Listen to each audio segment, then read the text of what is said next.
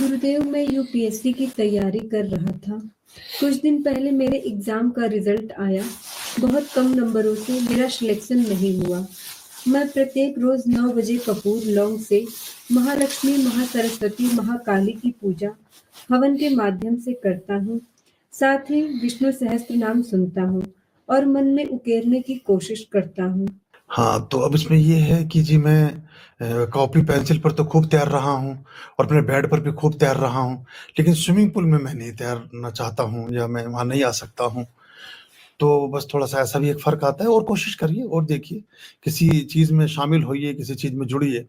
अब ऐसा समझिए कि आप कितने अच्छे सुई, धागे का इस्तेमाल कर लेती हैं महिलाएँ घर में, अपनी रज़ाई बुनने में या किसी चीज़ को सिलने में।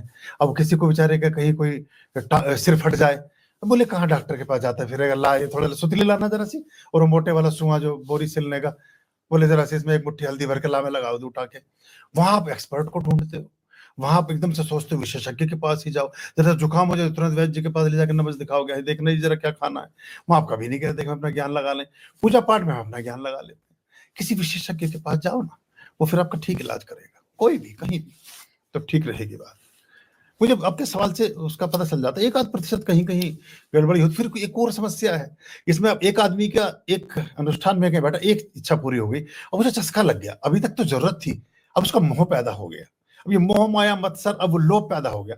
अब वो सोच रहा है कि इस महीने 10 लाख आ गए, अब हर महीने 10 लाख आएँ। लेकिन जब 10 लाख जिस महीने नहीं आए थे, उससे पहले वाले महीने में कैसा भाव था आपका परमात्मा के बारे में, ईश्वर के बारे में, पूजा-पाठ के बारे में, गुरुओं के बारे में?